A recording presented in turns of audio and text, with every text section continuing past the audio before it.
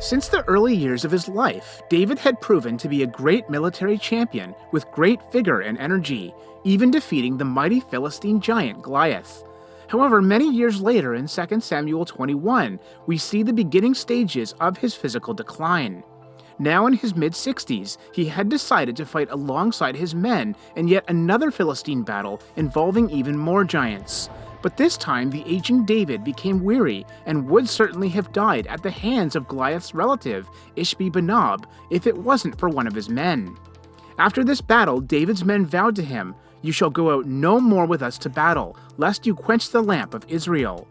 The king was definitely on the decline, and then only a few years later, we find David old and well advanced in years.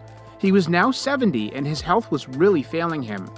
Bedridden and unable to keep warm, his servants arranged for a beautiful young Shunammite woman named Abishag to take care of him and to lie in his arms, though he does not engage intimately with her, perhaps because he is unable to. As a matter of fact, some scholars suggest that David's servants may have actually been testing his virility. In that day and culture, impotence was a sign of fragility and weakness, and this might very well have been exactly what spurred on his son Adonijah to make an illegitimate attempt at the throne. Fortunately, David's longtime friend and prophet Nathan discovered this conspiracy, and when he and Bathsheba brought it to David's attention, the king immediately appointed Solomon as the rightful monarch of Israel, firmly securing the kingdom. After David gives important instructions to Solomon, the Bible records his death at the age of 70. It says, "Then David slept with his fathers and was buried in Jerusalem, the city of David. And the time that David reigned over Israel was 40 years.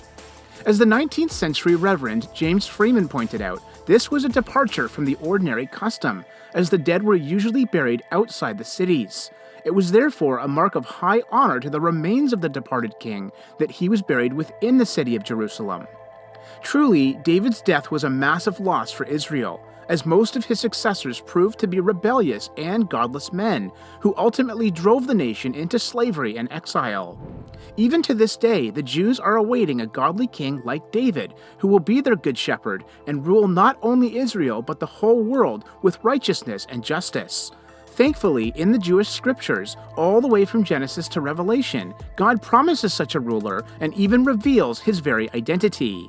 None other than the King of Kings and Lord of Lords, Christ Jesus, God himself.